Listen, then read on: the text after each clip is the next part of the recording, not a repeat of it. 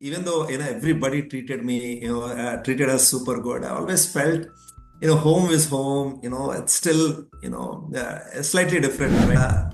When you work, it's given, right? I mean, what is given is, the money comes to you. You have a certain amount of knowledge, but earning that as a business is so much more difficult, right? There are a lot of opportunities in India, Avinash. That I will say, next 25 years, I think there's a lot of growth that is going to happen in India.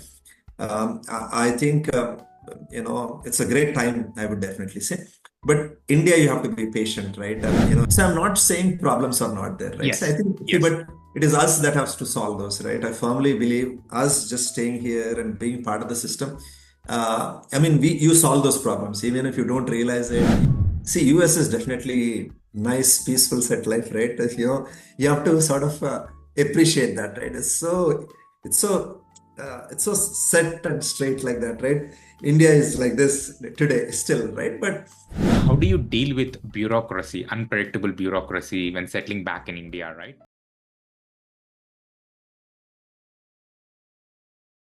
Hello, everyone. Welcome back to another episode of Desi Return. Today, I'm really excited to have Mr. Kishore on our show. Mr. Kishore went to US for his PhD program in 2000, spent close to 11 years. After his professional life, the family has decided to move back to India. That was in 2011. And he started his entrepreneur journey after moving to India. It's been close to 13 years since he has been living in India. He started to provide safety, non antibiotic, quality milk to people in India, now serving 50,000 families. And it's a well known brand called Sid's Farm, providing good quality, safety, non antibiotic milk to households in Hyderabad and in Bangalore, and have plans to become a pan India brand. And I'm really excited to have Mr. Kishore on our show because someone who has spent more than a decade in US, what were the reasons why the family has decided to move to India and starting something from ground up, like a traditional business, how it evolved, what are some struggles, what are some successes, and some of the messages to families who are abroad who has a similar thought process on what is feasible in India right now. With that, welcome, Mr. Kishore, to our show, and glad to have you with us today. thank you, Avinash. That's a thank you for that kind introduction. Great to be on the on your show. Um, so as you pointed out, spent 11 plus years, a little over 11 years in the US, and for us it was a big decision at that point of time. Uh, we bought while I was studying, working, always wanted that green card. We got that green card, we bought a house, and then decided something, got into our head, maybe it is time to sort of move back. And in one try something on our own. We had our elder son Siddharth, our son Siddharth that was born in 2010. And yeah, we definitely wanted support, right? My wife Hima did her masters, was also working there. One fine day we thought, maybe if we move back to India, one, we would be closer to our parents. Both our parents, mine as well as hers, lived in Hyderabad. So I thought, why not move them, get a lot of help, right? And also, just being there for them, when they would need us, it would be great, right? That was the sort of the thing, that made us. I always want, one bug that I always handed, I always felt there was something missing. I was trying a bunch of things, work was great, life was set, but still there is that little itch, right? Why not try something back in India? I always loved being the previous month. I drove to a Lexus showroom. I wanted to buy a Lexus, and the next day, we decided that we'll move back to India.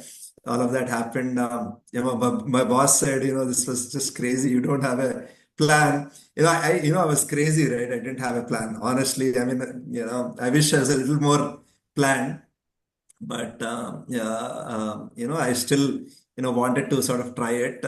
So without a larger plan, I moved back to India. we moved back to India as a family, sold our house, and that's how our journey back home started. Got it. So yeah, thanks a lot for such a lot of details there. So just want to unpack few things. So you went to US for your PhD program. I think sounds like both you and your wife were working, kind of settled, have the homes and all that stuff. Do you have this idea like that something is missing all the time, or is it after Siddharth was born? Like just curious. I think 10 years is a long time. If so, curious on that part, and then we can go to the next question. Yeah. So generally, I was curious that I wanted to do a lot more, right? I mean, work was good. Generally, and had um, uh, some challenges, right? Work, but in spite of that, I wanted to do something more. Some of it was always, also materially, right? Wanted to see. For example, I did a wind turbine installation course in off the coast of Seattle 1 week. I went and spent a week there trying to understand how, large wind turbines are constructed or designed and made. One weekend I went and spent. So I did a solar panel installation. I think a 3 kilowatt plant on a rooftop in Arizona, Yeah. Arizona desert. So I was trying out a bunch of things. I even thought about getting a real estate license. I was trying to sort of experiment, do a bunch of things. Wanted to experience more for sure. Yeah. Um, and but there's always this thing also. I always felt, even though everybody treated me, treated us super good, I always felt, home is home. It's still, slightly different, right? It was Yeah. never completely 100% at home. And I always had this, maybe India mein kuch karte hain, maybe India mein we can do something. It was always there. And and that's how, I think that seed was always there, Yeah. Avinash. And after Siddhartha was born, definitely, when your parents, right, definitely live, life takes a, different turn. And we definitely felt like having grandparents closer to them it would be super nice. Having Mm. that support of the family would be super great. Yeah. And that is how it definitely shifted, right? Maybe it was just a seed before, but I think once kids were born, we felt like maybe we would not be able to do it later. This is probably the time to do it. Was when it started becoming stronger, closer to when we finally moved back. Got it. And then you said you got the green card already, right? Yeah, Yes. yeah. So yeah, let's talk about, I think, your transition, right? I think when you mentioned you mentioned that there isn't any plan, like you decided that you want to move. So curious on your career part. I mean, you have been working, wife has been working. So as a part of the move, was it always intention to start your own entrepreneur? I think that's kind of like pull you. So how did you plan, or how did you transition after moving to India? Yeah, I mean, so one of the things, without a larger plan, I took before I moved back, I took a 3 months break. Okay. So I, went to Michigan State, did a week-long course on food processing, visited few farms in California, and that was one I was exploring. I also worked with, one of the manufacturers in electronic, one of the suppliers in electronic manufacturing. I thought maybe I'll do something, in consulting for these guys.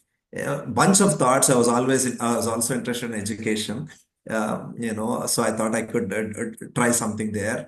I envisioned doing something like practical engineering education. So that is something that I wanted to maybe do courses in nanotechnology, maybe do something, whatever I learned at Intel, a little bit of what experimentally, right? In engineering, during engineering, you don't study a whole lot of experimental thing. I mean, I know there's things that you learn, but I thought I'll do a mix of these things. Yeah. When you work, it's given, right? I mean, what is given is, the money comes to you. You have a certain amount of knowledge, but earning that as a business is so much more difficult, right? Yeah. And especially the first few years is, definitely difficult. So I experienced that, once I got into it, getting traction in something is not easy, Yeah. and it takes time. You have to be patient, and I learned that after moving back. I experienced that. So yeah, so let's I think talk about it, right? I think once you have like I think you had some idea, so you kind of explored these options while in US.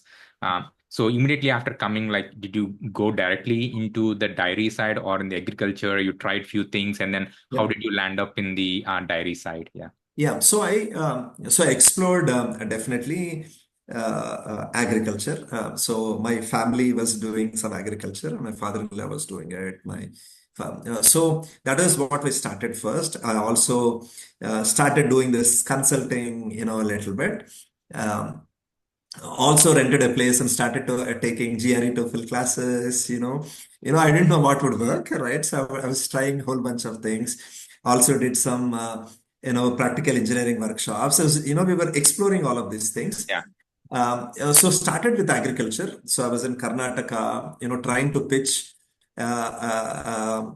work with a consultant who would help with this, and started growing baby corn first. The baby corn was my first venture.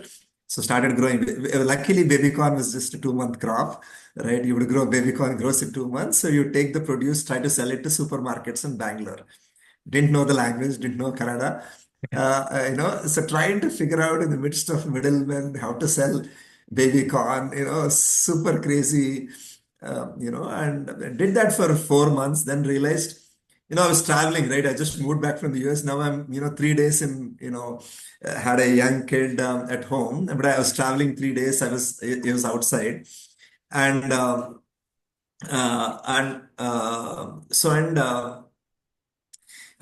through as I was doing that, one figured out that there was just no margin in doing baby corn, growing vegetables, trying to sell it. There's absolutely no margin.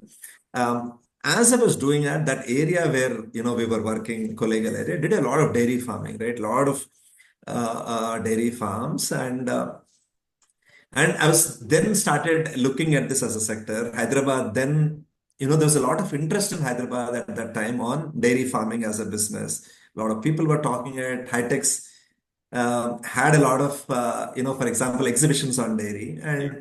And accidentally, right? That is how I sort of got into dairy.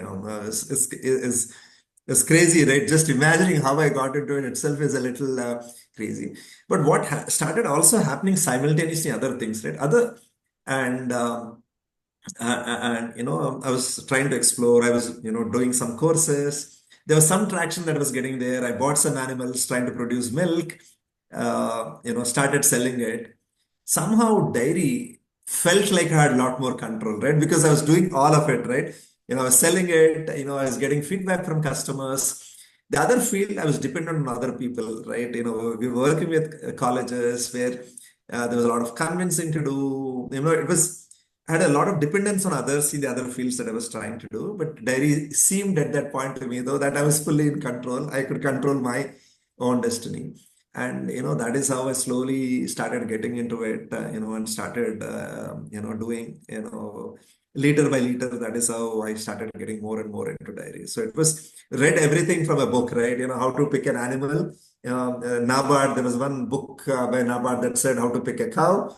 Read it, talked to few, visited a few dairy farms. It's entirely, just bookish, I would say.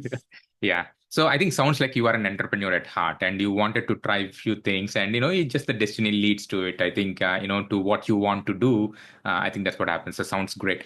So I think when you look at your journey with Sid's Farm, and especially for someone who has lived abroad and who are thinking about starting their own entrepreneurship, their own thing in India, based on the situation right now in India, like based on your experience, what are the advice or insights that you would give for them to be aware of, when they're planning to take that journey? Yeah. So definitely, yeah, the one thing I would advise is come spend some time, right? I would say don't jump into anything. There are a lot of opportunities in India, Avinash. That I will say next 25 years, I think there's a lot of growth that is going to happen in India. I think. it's a great time, I would definitely say. But India, you have to be patient, right? India has to happen to us slowly. I was trying to rush it, right? I wanted to jump into something, I wanted to feel, you know, missing. I want to do something. I would definitely advise to take a little bit of time, soak up a lot more of India, observe it, even if it takes a little more. Even if you're 40, even if you're 45, even if you're 50, doesn't matter. It's a small, this thing, we don't take that 1 year, observe, right? There are a lot of incubators, a lot of accelerators in India today, right?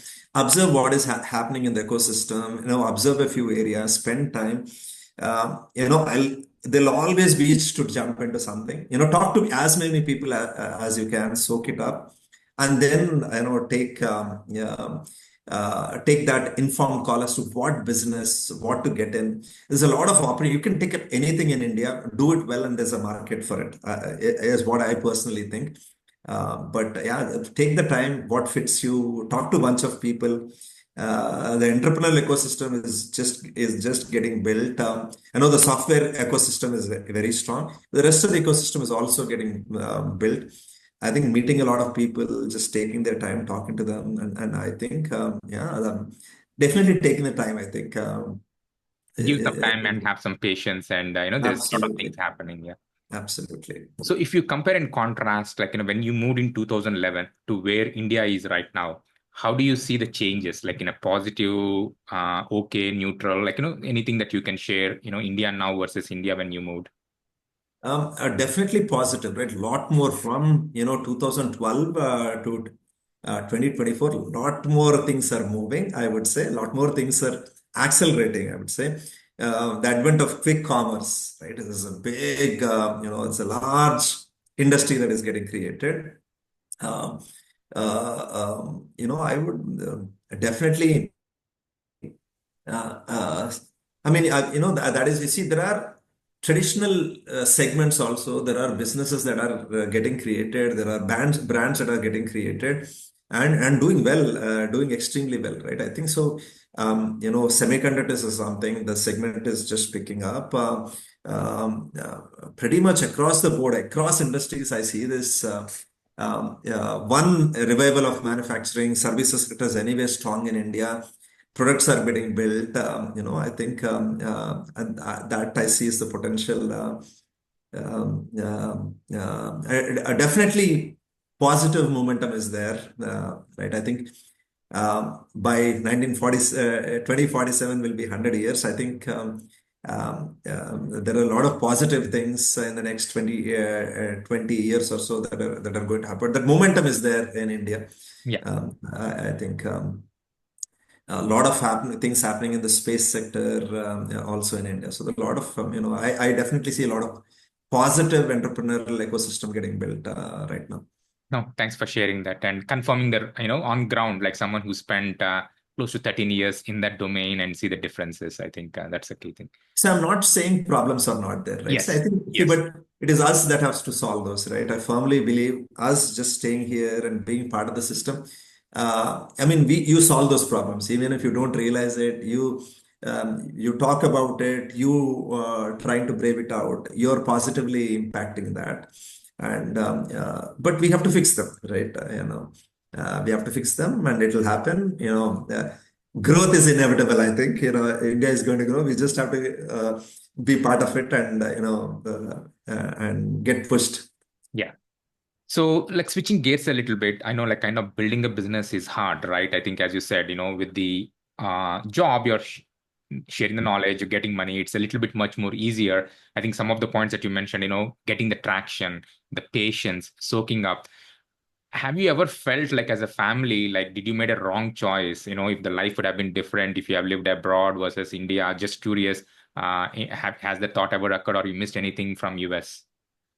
Uh, See, US is definitely nice, peaceful set life, right? You have to sort of appreciate that, right? It's so set and straight like that, right? India is like this today still, right? But I'm hoping that for our future generations, we build a country that becomes as structured and as organized as US is. Materially, there's everything in the US, right? I mean, everything. It's just I think, but Americans worked hard and built their country, right? I think that is what is beautiful about it. It's so it's, set in many ways, right? You can have such a beautiful life. If you do certain things right, you can have a very, very organized set life.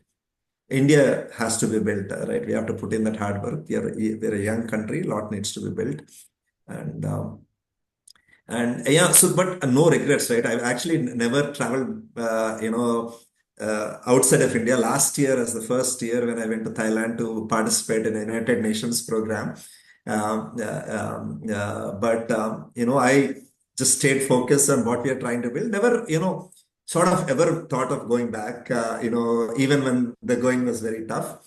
Because for me, we made the journey, whatever it is, make it happen, whatever it is, figure it out, make it happen. Um, yeah, but I think both life is, if you just purely look at, from life point of view, I think it's absolutely okay, right? US is super great. I know. I enjoyed thoroughly, what US means, what US is, right? Deep appreciation for what US is. Yeah. Amazing country by any means. I think similar has to be built here as well. And um, Got it. So I have like maybe few questions that I wanted to ask, like which is much more like direct, and would love to get your feedback. So what's one thing you wish you knew before moving to India? Yeah. At Intel, I never felt like, Intel had, when I was working, Intel had 100,000 people. I never felt it was possible for me to go to the top of the organization. Yeah. Today, with what I've learned building a sits farm, I definitely feel if I had a little bit of this knowledge, I definitely would have tried to get there. Yeah. Right. That was definitely missing, right? It happens. I think we can give. I don't know how much of it I'm able to personally give to my own kid, but in having them experience different problems, right? Having a larger look at a problem, right? See, one of the things that I was always looking, what I felt was missing was you always look at in larger companies, you always look at a small problem. You don't, I mean, even though you know how you are impacting the whole thing, you don't really feel that you're, the larger thing that you're trying to do in the organization. You don't feel it, though you know it knowledge wise that hey, I'm building this product. It is going to be a future product. It is going to change, competing this way or that way. You don't really feel it, right? That larger purpose somehow gets somehow lost, right? So Yeah. what I learned building this startup is that purpose of why I'm doing it is always there, right? So no, I never had a dull day, a dull life, a dull moment in the last 10 plus years. It was always crazy. It was always intense. It was never boring, right? I think this is what I learned, right? This is what if we can, if our kids can see it much earlier, I think they can be part of building something big at a very, very young age is what I feel. Yeah. Cool. Maybe the next one is, how do you deal with bureaucracy, unpredictable bureaucracy when settling back in India, right? So how do you deal with that? Um, it is like this or any other thing, Avinash. I mean, it is just part of any problem that you have to solve, right? See, today, that is uh, that is what it is, right? Whatever it is that we have, it is what it is. You have to go forward. You have to figure it out, right? Yeah. And I mean, you get a lot of help. If there is no help, you still have to figure it out. You still have to figure it out. And if you work through it, if you're patient, I think all of that alignment will happen, right? So I would look at it as any of these things as you're trying to build. I mean, it's a problem that you have to solve. I mean, I get this. Sometimes people say, in traditional industries, it's probably a little more tougher, but in industries like IT and stuff like that, they say a lot of people don't understand it, right? So, there are less challenges. So, I Yeah. mean, maybe the challenges between industry and industry could be different. Definitely, even now, bureaucracy, there's a lot of support we get. There is a lot of help. If you ask for help, there's a lot of great help that we receive. I think the governments are being very, very progressive. There are always some elements, but I think a lot of young people, young bureaucracy, even young, young, old, doesn't matter. I think people pushing to do the right things across India. I think the numbers are only going to grow. I think that support is going to happen more and more, right? I definitely see positive, momentum there. Of course, Yeah. here or there, small problems always exist, Avinash, and we have to solve it. But Yes. So if you could sum up your experience moving back to India in one word, what would it be? loved every moment of my life in the US. I think, um, but and took a bold step. Said we will jump and do this. And that's how. I mean, it was an important. I mean, if I had not done it, I would not have liked it. That is how I describe it. We had to do it. I think it was somewhere written for us. So we had Yeah. to do it. We did it. Yeah. So great. So I think, is there anything that we haven't covered or any advice that you want to give to the future aspirants who are considering about moving back to India or staying abroad, from your journey? What is that advice that you would give? Um,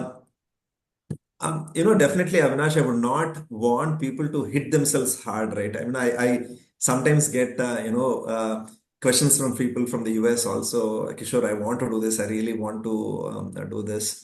Um, I mean, it has to be a thought out um, and obviously it is a decision that your entire family has to take together, right? That alignment, right? Um, there's probably that guilty feeling that I'm not, as close to my family as I should be. There is this distance, all of that. Do what you feel is right. I mean, it is okay. In the end, it is okay. If you're able to do it, under the circumstances, great. If you're not able to do it, also it is okay, right? I think, Indian community anywhere has done a wonderful job of, uh,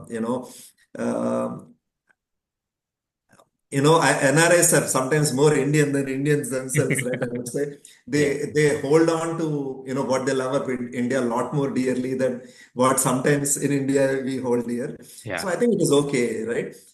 If you want to take it off, if you want the ride and the challenge, do it, right? As long as there is alignment within your family. If not, it's still perfectly okay. Um, it is perfectly okay.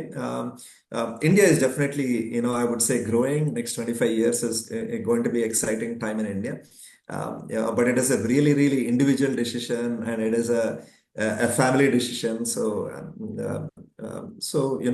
look at it, think about it and, plan it and do it. That's what I would suggest, Avinash.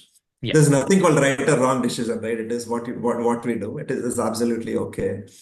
Exactly. I think, based on your own circumstances, what's your key priority, and that drives the decision, because no place is perfect. And you just need to decide which one would be better, conducive for what you're really looking forward in the life. I think that's the key thing. Absolutely wonderfully put, Avinash. Yeah, absolutely agree Yeah. with you. Yeah, so thanks a lot, Mr. Kishore, for taking the time and especially giving the insights in terms of the developments in India, right? Somebody who is an entrepreneur for the last 13, 14 years, how it has evolved, the opportunities that you see from your eyes, how things are getting done. Some of the challenges are there. It's always like solving the right problems, and people are willing to help. I think there are some of these key things that I think I take away from our discussion that would help people. Maybe people have a wrong notion that, hey, the bureaucracy, or there could be some of these hurdles that makes an impact, if I want to start my own journey as an entrepreneur, right? I think sounds like things are evolving, things are changing. Yes, it's not going to be smooth. You have to handle those as a problems or tasks or hurdles that you have to go through, but it's going in the right direction. I think that's my key takeaway, and this is coming from your own experience. That gives me more confidence that we can convey to our audience here. Yeah, yeah. Thank you for beautifully summarizing it, Avinash. Yeah. Thanks a lot for talking to me, interviewing me, and talking about what we do at Sits Farm as well. Yeah, so really appreciate, and thanks a lot again. Uh,